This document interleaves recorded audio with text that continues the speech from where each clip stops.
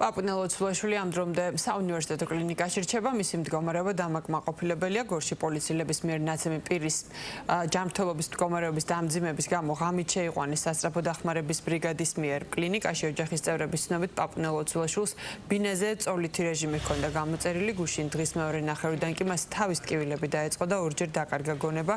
ამის შემდეგ კი სასწრაფო დახმარება გამოიძახეს, რომელმაც კლინიკაში გადაიყვანა.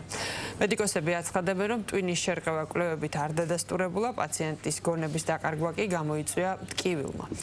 ექიმის თქმით, პაპუნა ლოცულაშვილის მდგომარეობა სტაბილურად ფასდება და ის ამ დროისთვის მისი მდგომარეობა დამაკმაყოფილებელია. გორში პაპუნა ლოცულაშვილის ცემის ფაქტზე შეგახსენებთ კიდევ ერთხელ, რომ დაკავებულია 6 პოლიციელი.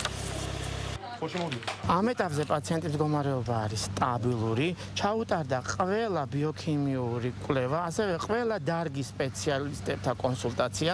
დღეს შედგა ნევროლოგების მიერ კონსილიუმი. პაციენტს ამ ეტაპზე მწვავე ნევროლოგიური დარღვევა, რაც განაპირობებს, თქვა, სიცოცხლესთან შეუთავსებელ მდგომარეობას არ ვლინდება.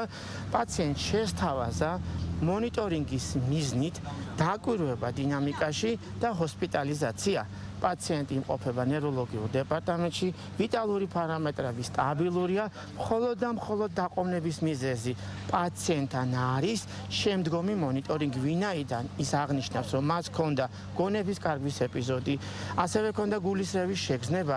ჩვენ კლინიკაში ამ პერიოდამდე, ამ წუთამდე გულისრევის შეგრძნება, ღებინება არ ყოფილა, მაგრამ რადგანაც არის ასეთი მდგომარეობა, პაციენტს მონიტორინგისთვის შემდგომი დაკვირვების მიზნით იმყოფება ნევროლოგიურ განყოფილებაში.